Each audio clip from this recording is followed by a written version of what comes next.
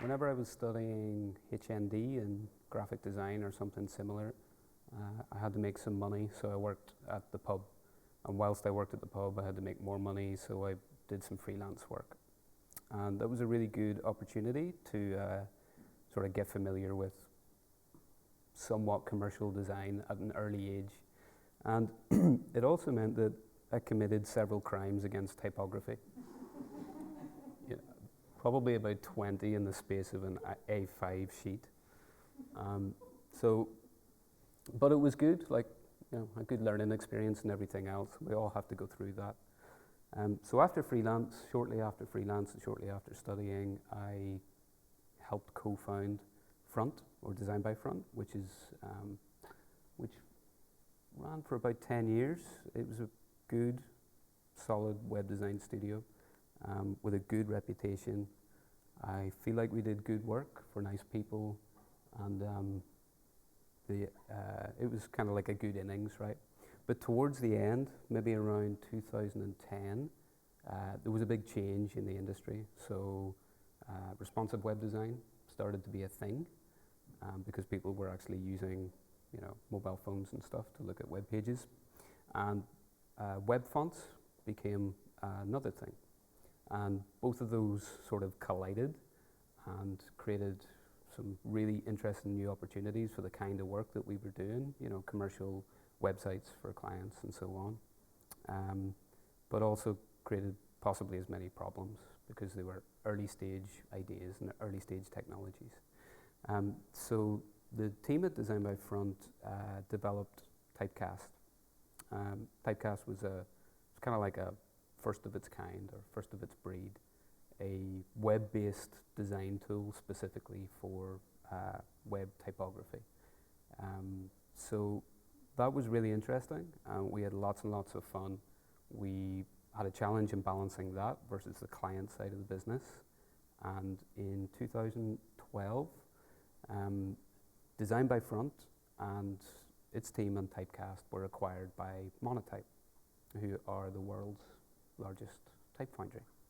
And so we're now basically the Belfast office, the Belfast studio for Monotype, which is pretty cool. So I now work with a kind of cross-functional group of designers and product managers, product designers, on some really cool things, all revolving around type. So stuff like Typecast and some other cool things that we're working on. So I'm really a product designer who came from visual and graphic design. And I work for a type company, but I'm not a type designer. So I actually don't know a whole lot about that, but I have an interest in that area. So I'm going to assume for this evening that, I'm just going to assume that everybody's a designer in the room. Let's do it that way, okay? So you're either a designer or a producer of design of some kind. And at some point, you've had to make the choice of one font over another. If you're not one of those people, this is going to be pretty boring.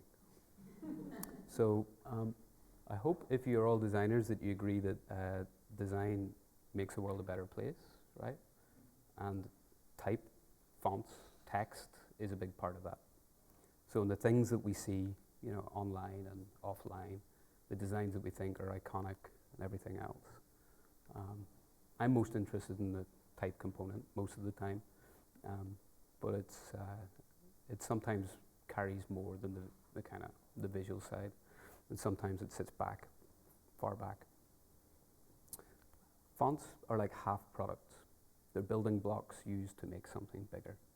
So I really like this sentence. It comes from this book, Type Navigator, and it kind of speaks to what our job is as visual designers of any kind. And whenever I look at great work like this by like really, really accomplished designers, I have no idea how the people who produce these things are able to select fonts so well on a repetitive basis, time and time again. I just don't know how they do it. And sometimes I think, well, maybe they're so experienced that they know every font that exists, right? Maybe that's what it is. They have a really big catalog in their head. I don't know. Okay. Hands up. anyone who can tell me what typeface this is? Anyone? Okay. This font's called Antique Olive. Has anyone heard of Antique Olive? Yeah, right. So the older designers have. So Antique Olive is actually a pretty, has been a pretty popular font in times gone by, and is actually in a lot of places. But it's difficult, right? Whenever you look at the font and I ask you, what's the font? That's tough. So just think about how you felt in that quiet 2 seconds between me asking the question and me telling you the answer, right? So how did you feel? Did you feel like excited or challenged? Or did you feel frustrated or marginalized or embarrassed or a mixture of all of those things? I think that there's kind of like a stereotype, stereotypical designer thing where apparently at the mere glance of a restaurant menu, we know the typeface, the designer, and the year of release, and so on, right?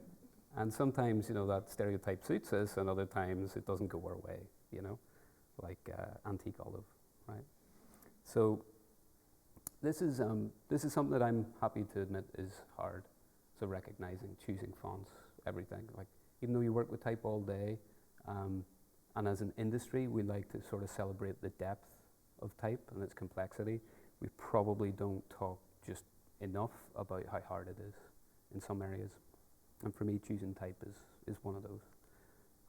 So this evening I'm gonna do this. So I'm gonna give you a simple way to think about what a font is. I'm going to tell you why I think choosing type is so hard. And I'm also going to share a few strategies that I've seen in the behavior of other designers to kind of overcome those things. Okay, so what is a font? Anyone know? You'll hear me use the terms typeface, font, type interchangeably. Whenever I say any of those things, basically I'm referring to them as a group. A typeface is really, it's like a family of type designs, and a font is really a weight or a variation. And they're the semantics of what a font is. If I was to be a bit more practical, today, for all of the designers in the room, or anyone who uses any device, fonts are actually software. That's what they are. Fonts are software, and we don't own the software. We merely own a license to use the software in the production of visual materials. It's pretty cold, isn't it? So I don't really want to think about a font in those terms. So I want to think of it in a different way, in a more useful way. So I think that all type has two basic facets that will exist in some form or another, regardless of the font. And I do believe that being able to kind of think about these things gives you a good way to talk about type with designer buddies and clients, or your mom, or whatever. So the first facet, I think, is all type has an essence. And the essence of type is really what it is. So it's kind of like the meat and the substance and what makes it unique from a different type design. So you'll hear a lot of this discussed in like designer circles. You hear about the anatomical details of type. So the construction of letters and symbols and the intended use for the typeface, maybe its performance and so on, even the price.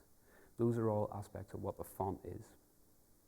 The ability to put a font together, and specifically its essence, that all belongs to a type designer. That's the skill of a type designer. They're all over the essence, and it's completely up to them. The ability to see the essence as a visual designer, though, it's kind of like it's a skill that is developed over time through practice. Okay, it takes a long time, it takes book reading, and it takes looking at type in a different way to learn what any of these things mean or why they're important. I don't know if you actually need to go to that level of detail to appreciate type, but one thing's for sure, there's a certain set of graphic designers that once they do kind of go deep, that they end up becoming type designers. So you get folks like Herb Lublin, Margaret Calvert, Eric Spiekerman, and John Barnes, whose work you would recognize.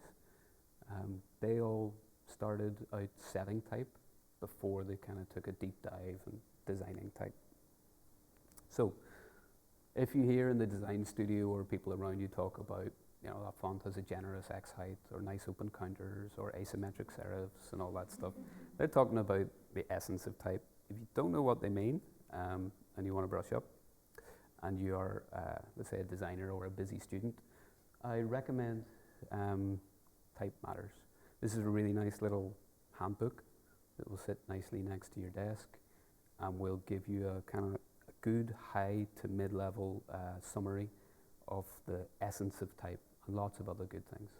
And if you like books, it's nicely printed and it has rounded corners. It's all two-color.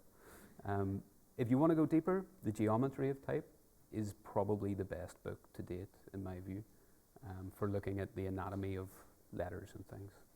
So this is where Stephen Cole sort of dissects 100 well-known and interesting typefaces and pinpoints what makes each one different from the other and what makes them good in a anatomical sense. Okay, so that's the essence. So all fonts, Comic Sans even, has an essence. The next other facet is feel. So all fonts have a feel, and that's a really obvious thing to say.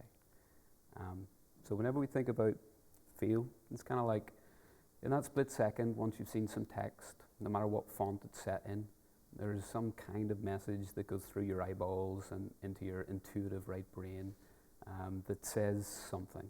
The tone of voice, it carries a message, and it might be like a time, a place, or a sight, or a sound, or a smell, or whatever. That's all carried in the type design. And this is somewhat in control of the type designer, the person who drew the letters. They'll have like an intention, an original intention, like to make the font feel, relaxed or speedy or friendly or whatever. But in truth, I think the feel is more like a collaboration between the type designer and the visual designer. So whether you're working on the web or print or product or whatever, you're able to kind of manipulate the context.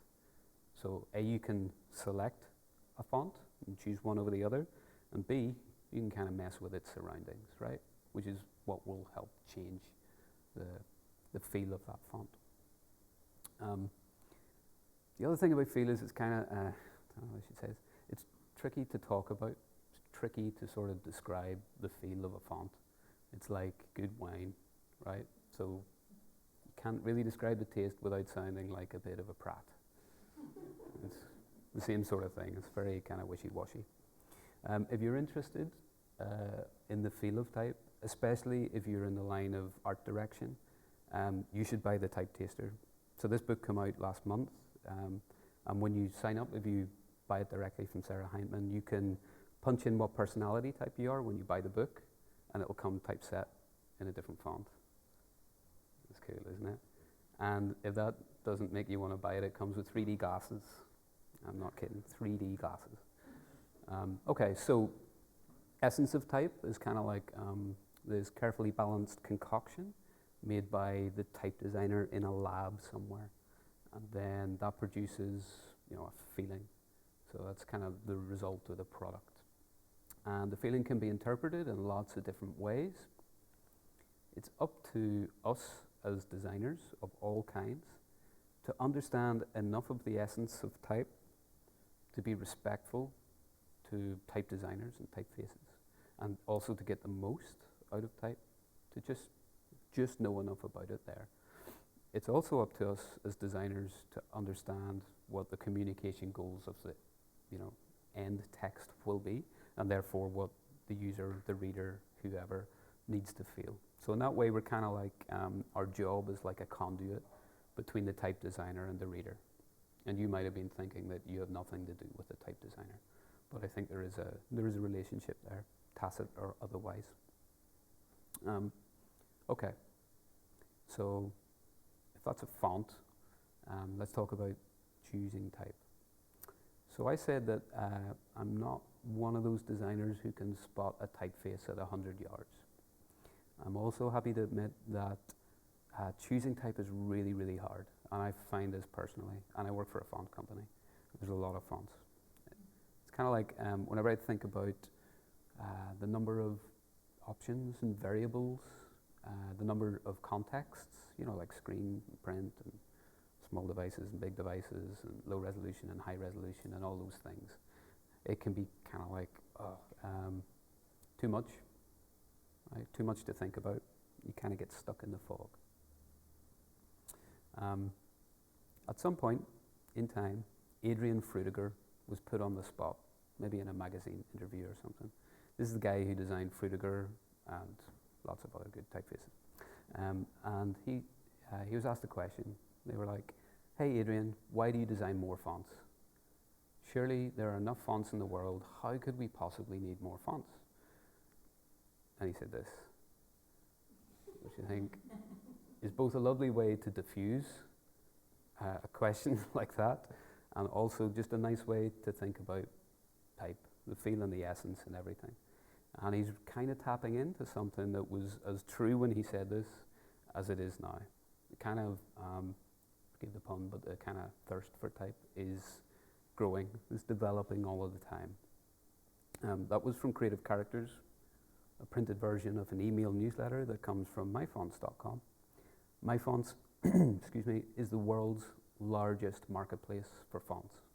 So I'd say most of you know myfonts, and pretty much everyone who knows myfonts has bought something at myfonts because they make it really easy. And myfonts has a lot of typefaces. As of this morning, there were 1,300 foundries or designers, almost 30,000 font families containing 140,000 fonts. So that's a lot. And tomorrow the number will be bigger, and so on. So there's an interest in both designing and consuming type, and the rate of that might be speeding up. So when you think about what Adrian Frutiger said, and you think about that question about our kind of hero designers knowing every typeface that ever existed, don't think those strategies are really going to be all that helpful. And considering this number is only going to grow, we think about what we do with large numbers of things that keep growing. We organize them. And so we've always done this in the type world, or at least for the last couple of 100 years. We've created a typographic classification, a system to help us tell one style of font from another. And these were originally created first to organize bulky metal and wood type, because it was a physical thing back then. Then it became a useful way to help, let's say, distributed printers and distributed designers work with the same typeface. And then it kind of blew up and became a thing that was taught in design education, and it still is. And the way that it's mostly taught in design education is that typical classification system for fonts is both a way to reference type and also a way to find type. So it's a big system of things, not unlike other big systems of things that are connected in some ways. There's like a hierarchy, and there's parentage, and those similar kinds of relationships, right?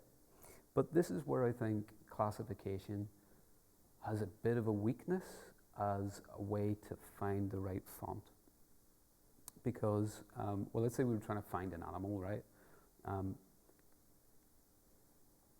Shows that practically on the same branch, you've got an elephant, a mouse, and an armadillo, right?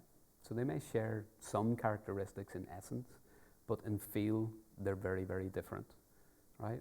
So the system, may have issues. I really like this article by Professor Indra Kupferschmidt with a super descriptive title. Type classes are useful, but the common ones are not. So you don't need to read the rest of the article.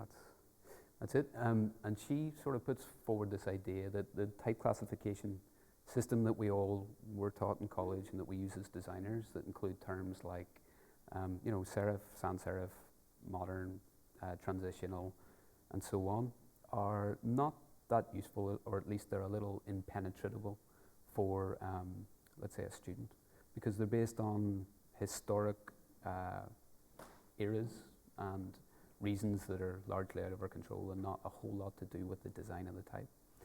And so she puts forward some ideas, like we could think of fonts in a more structural way, things that are skeletal with bones, things that are a bit more fleshy with serifs, and fonts that are fancier and finer, in the skin.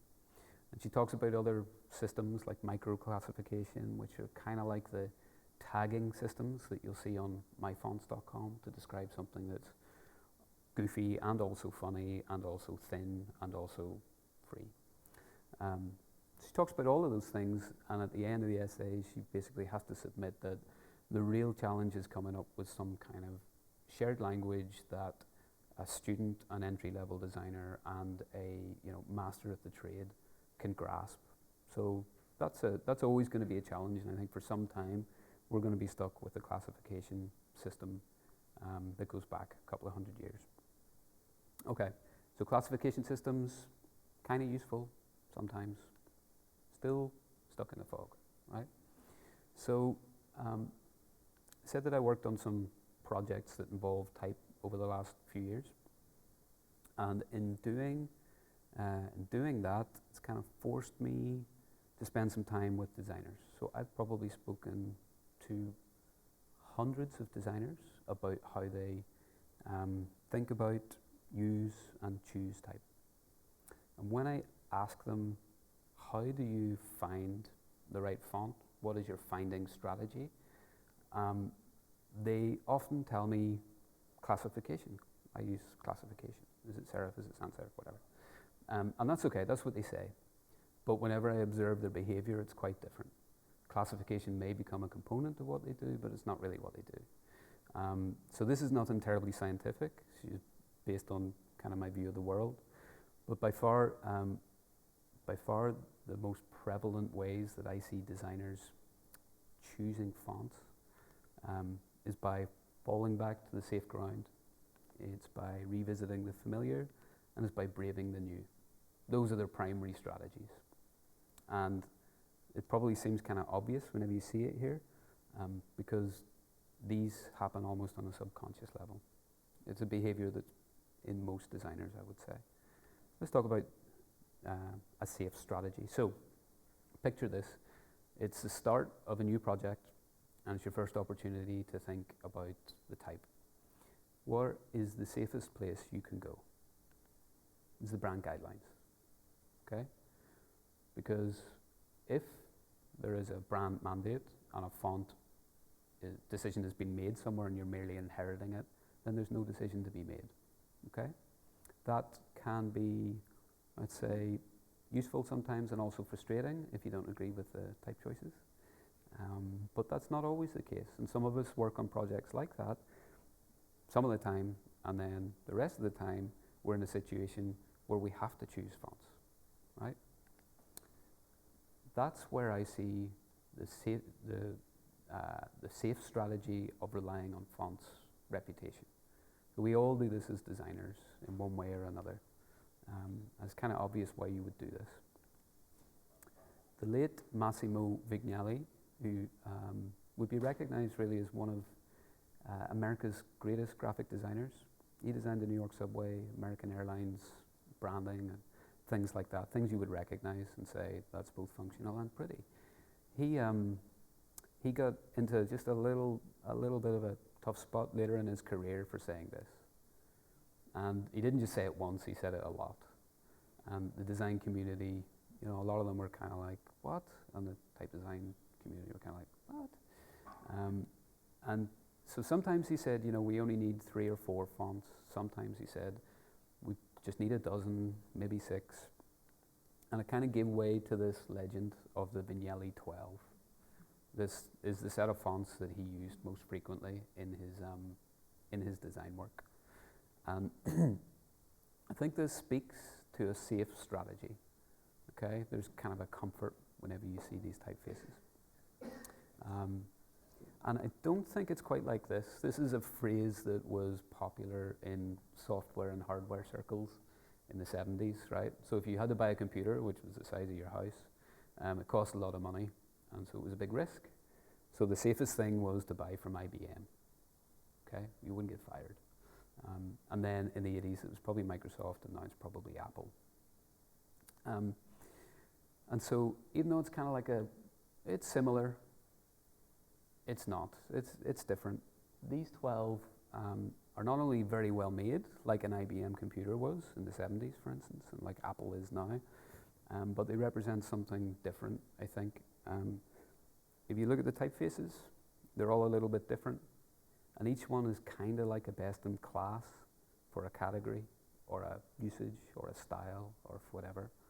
And I think that good typefaces always bubble up to the surface, and Vignelli recognized that, and maybe just making some comments that were a little prickly for the sake of it. Who knows?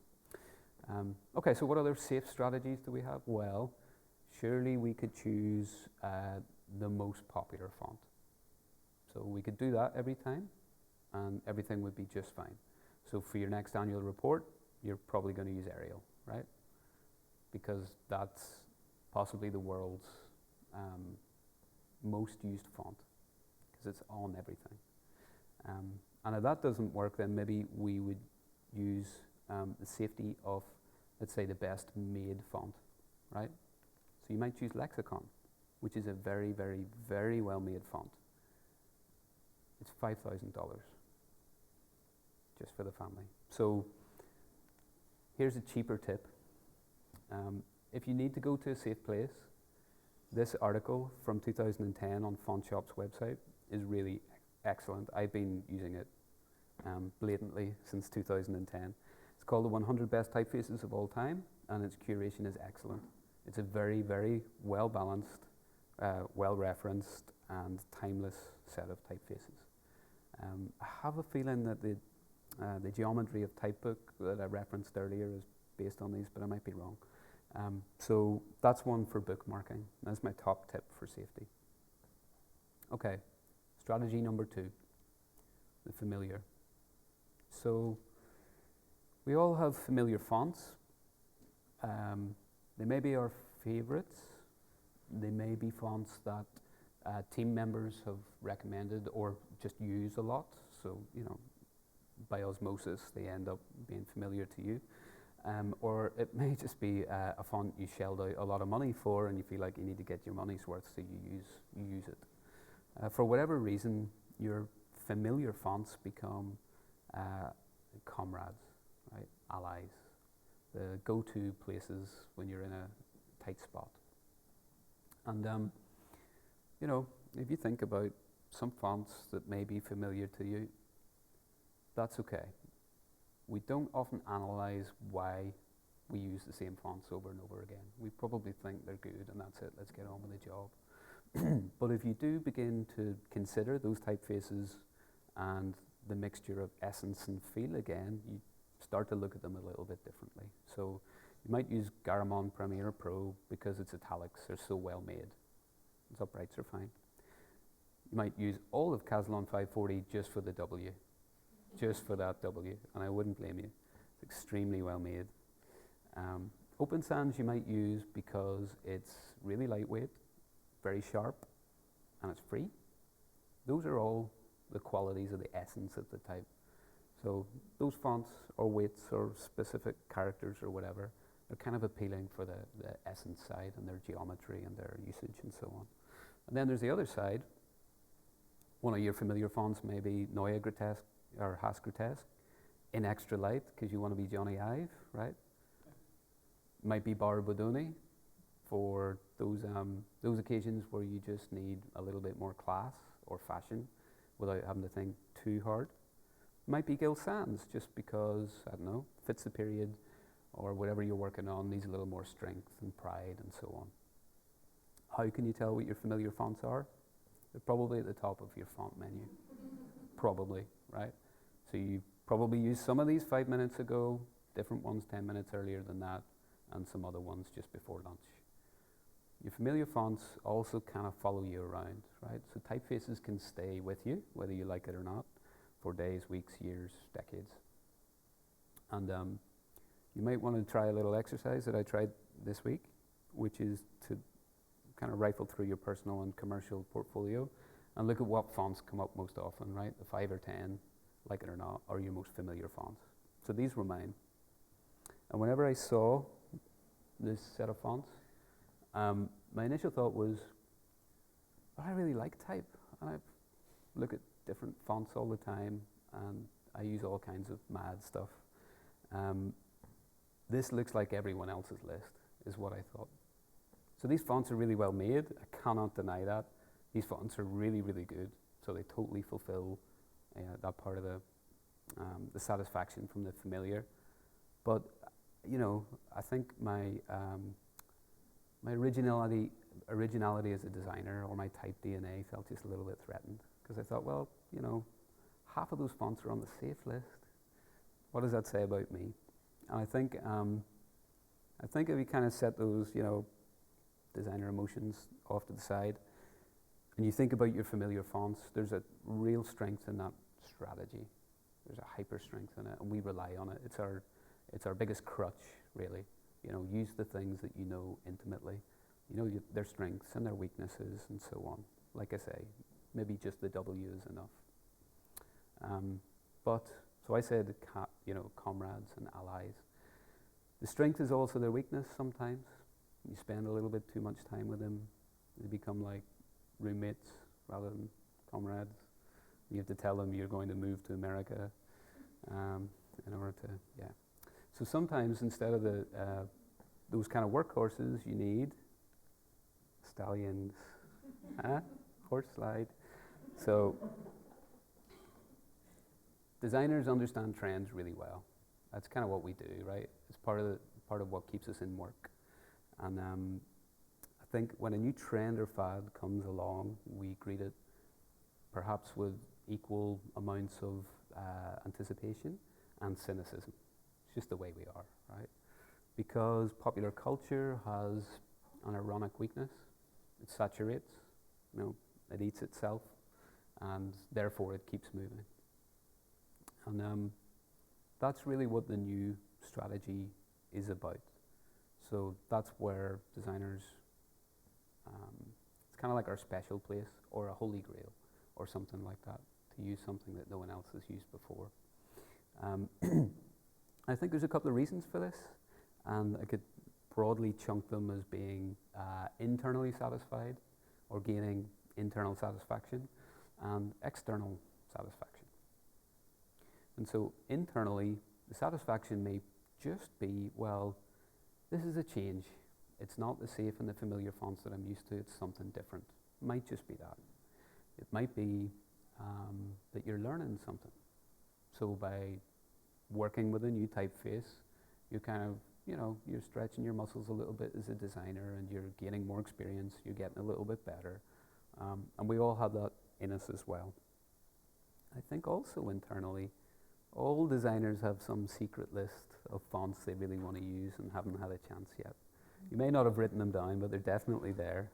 And they change frequently, I think. And I think that's because of the new is enticing. So this is the one that I want to use the most this week. This is Rhyme and Eco, which is designed by a colleague of ours called Dan Radigan. And this is just great. So it's designed for a stationery company who want to do the right thing and save the world a little bit. So they asked, they gave Dan that brief and said, save the world a little bit. So he left out some of the middle of the letter so that we print less. Okay, pretty smart.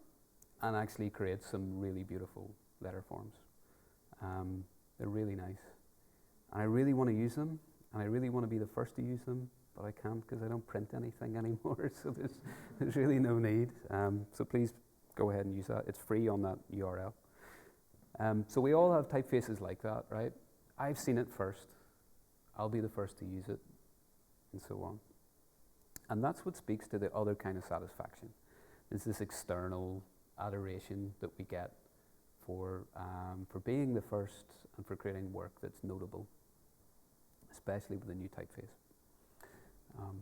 Okay, so a word of caution, don't believe everything that you hear.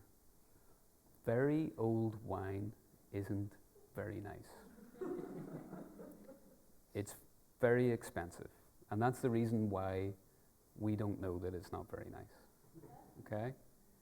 very old wine is not very expensive because it's very old. There's a lot of old things in the world that aren't very expensive. It's very expensive because it's very scarce, right? So rarity has a price. People put a price on it. When it's old and scarce, it's expensive.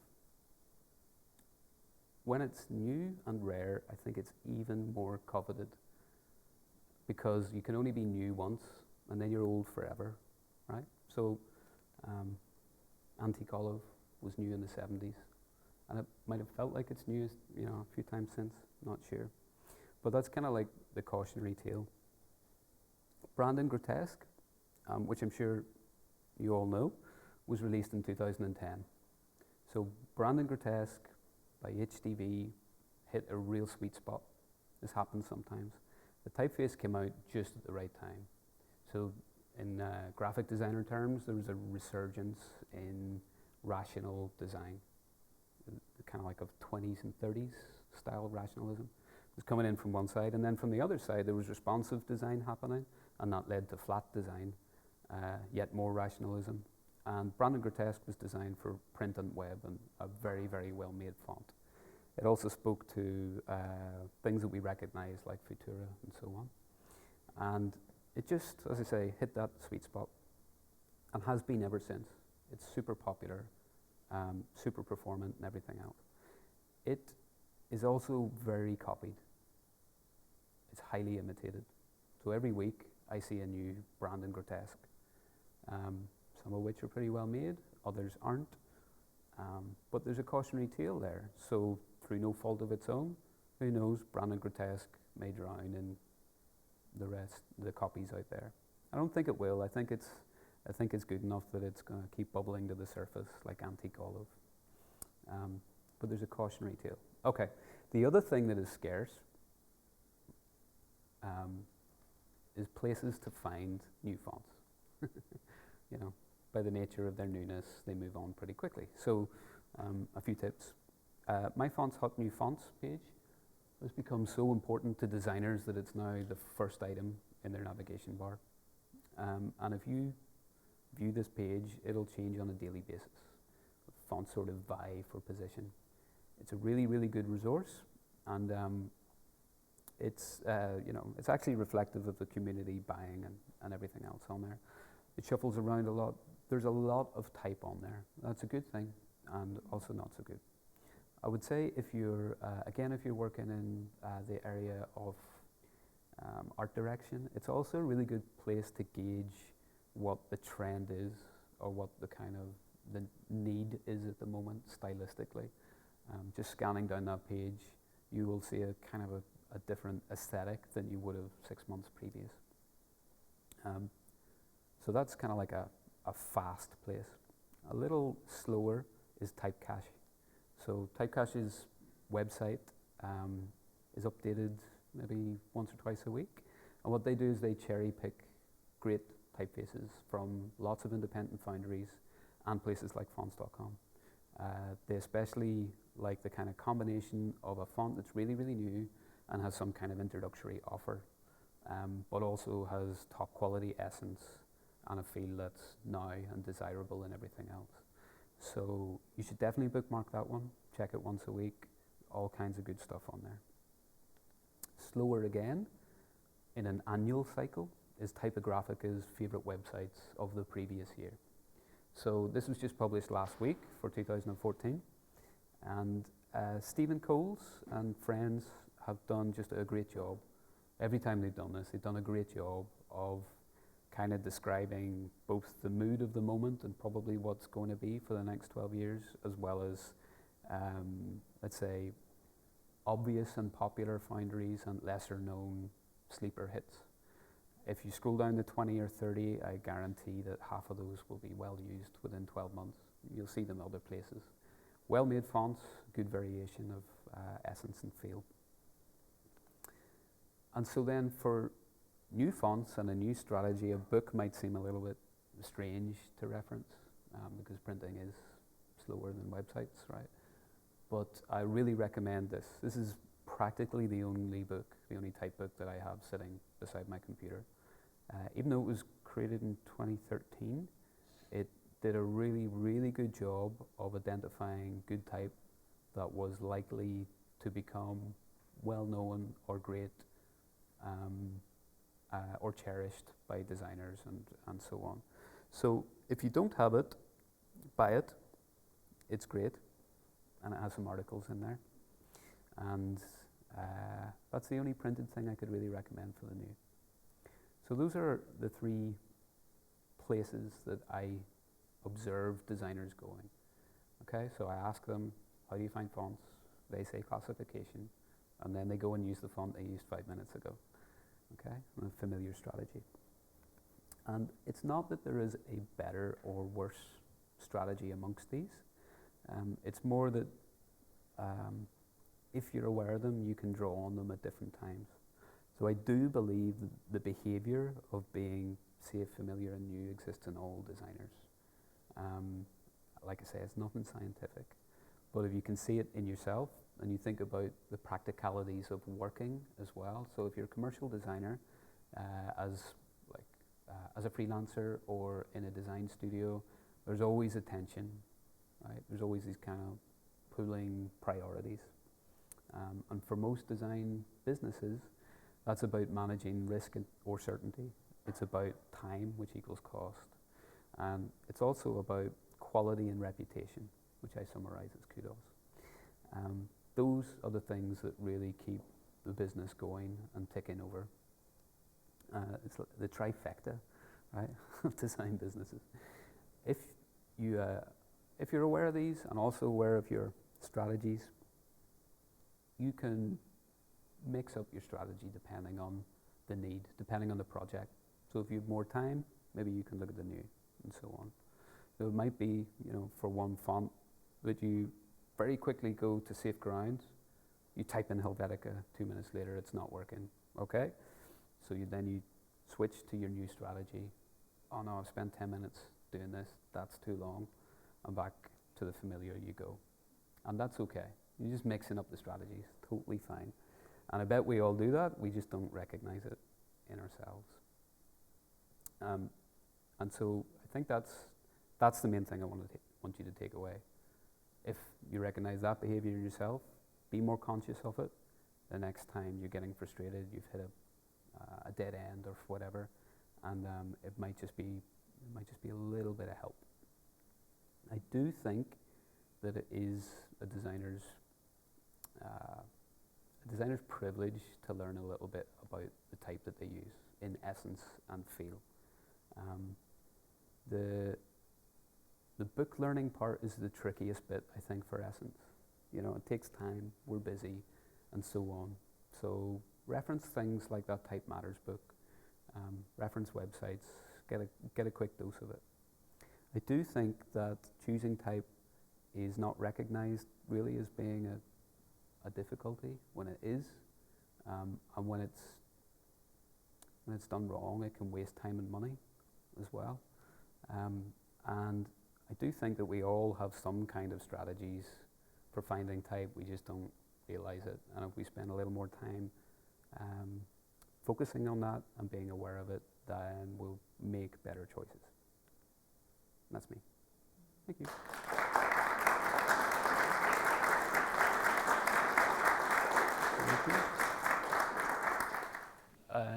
So I think it probably falls more on the essence side.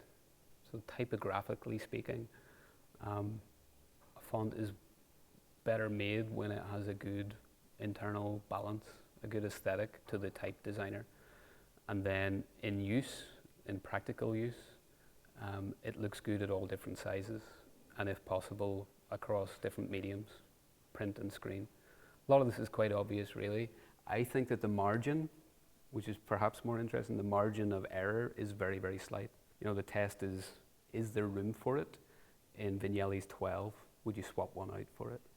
2 pieces, I think, to answering that. The first is there is plenty of anecdotal evidence from basically every designer that I speak to, whether they're working on print or on the web, that they need to try a font out before they know it's any good, right? It's kind of obvious. Again, it's another obvious statement, but it's true. And the barrier to that is that it costs money to buy a font, to buy the software, a license to the software. It costs money. So sometimes good fonts get away and opportunities are missed for a like $39 price point. And we fall back to the familiar. So I think that is something that is starting to change in the industry in general. At Monotype, we're trialing font trials, where you can go to something like fonts.com and try a font for 5 minutes. We install it on your machine and we take it off your machine in 5 minutes. So 5 minutes might not be long enough. We consider longer periods of time. So I would see more of that, helping designers make choices and not having to commit up front. I think that's a natural evolution of moving away from desktops and CDs of files, font files. The other part, when we're going to design in the browser, that's a tricky one. So we already are designing in the browser. I think the challenge there, again, is a technological one. It's just moving font files around. So font files can be pretty big. We don't really suffer so much from that problem here because we have a Western character set, right? So there's like between 295 and maybe 500 or 600 characters in a font, depending on what version you buy, and that will cover English and some related languages. If you are trying to use, let's say, like a web font in China or Japan, the CJK fonts contain, up to thousands, hundreds and thousands of glyphs. So the file size of those fonts can be like 35 megabytes for a weight.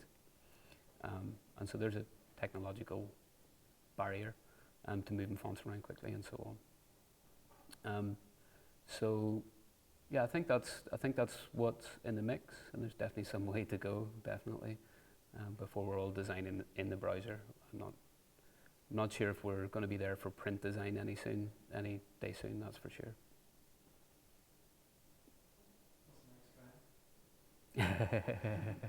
Don't ask me. What is the next trend? I have no idea. I honestly have no idea. There's one thing you can be sure, the next trend is going to be a trend that's already been seen, and we've conveniently forgotten about it, because there's really been no new trends for quite a while. So don't look at what's coming up, look at what's been. It's probably antique olive. What would your two desert island fonts be? I don't normally answer a question when someone says what your favourite fonts are, but a desert island's different, right? Because you got palm trees and things like that. So, desert island. That's really tough. That's really, really tough. I don't know how to answer it, honestly. Probably Caslon for the W. Possibly. I don't know. See, now I'm doing the thing where I'm in the fog because I'm trying to cycle through all the fonts. Yeah, it's tough. So help me out. What would I be doing on the island? Spelling help or SOS? Oh, right. Okay. In said typeface. Yes. Okay. Well, and I'm in the Western world. Yeah. Right. Okay. Character set. Good. Okay. It's not going to be Caslon. It's not going to be fancy. It's probably going to be something like a geometric sans serif that has no fancy bits in it. So I would try and replicate something like Helvetica as best as I could. So there's as little distraction in it as possible. How boring is that?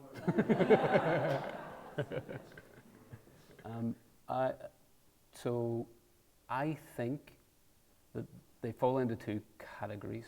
Custom type designs, right, where a company has asked a type designer or a company to create something just for them.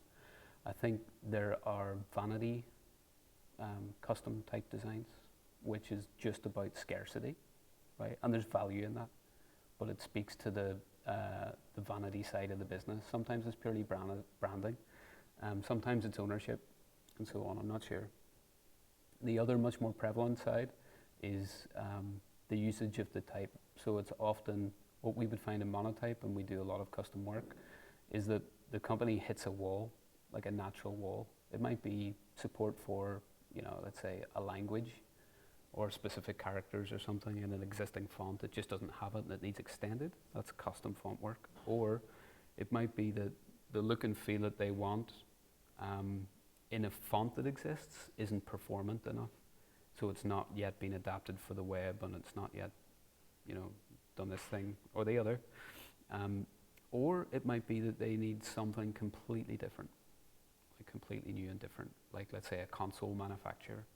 So a new kind of medium, and the menu systems and all of the UI and everything have specific needs, and the font files need to be of certain file size and formats and everything. So there's all kinds of things in the mix, and like I say, by far it's, I think it's performant and kind of really practical brass tacks issues that create custom designs. The last caveat there is licensing cost. Some fonts cost a lot to license. So fonts are software, we pay for the license to use the software. The more times we use the software, the more we pay. And owning a custom font, although it costs a lot of money upfront, is a way to kind of protect some of that licensing cost over a long period of time. So that's some of the business of it, maybe. I don't know. How do you feel as in your business about bastardizing fonts? Font bastardization has a great name. It's a great title. So I think a lot of that happened in the 90s and noughties because we could, right? Because the software became available. You could open a font in Illustrator, get the outlines, or Photographer or whatever, and create a legitimate font. I think for typefaces that is really going away because, like, once you get into it, there's 200 to 500 characters to get through. It's actually a lot of effort. You may as well become a type designer. I think for logo types or word marks, things like that, it's always going to be prevalent. So there's a certain set of businesses who'll be perfectly happy with an off-the-shelf font. And the same is true for graphic designers. And at the same time, there's a certain set of businesses and brands and graphic designers who feel like it's not special enough unless it's been tweaked in some way. I don't fall on either side of the line. I think it's just a necessary part of the ownership of a design, So I don't see it as a major threat, if that's what you mean, in the type industry. Some of it's atrocious, yeah. Some of it's terrible, yeah. The other thing I would just like to add is it contravenes the EULA and the license terms of the font. just so everyone knows, you're actually, yeah. Hands up, who's bastardized the font? Just kidding.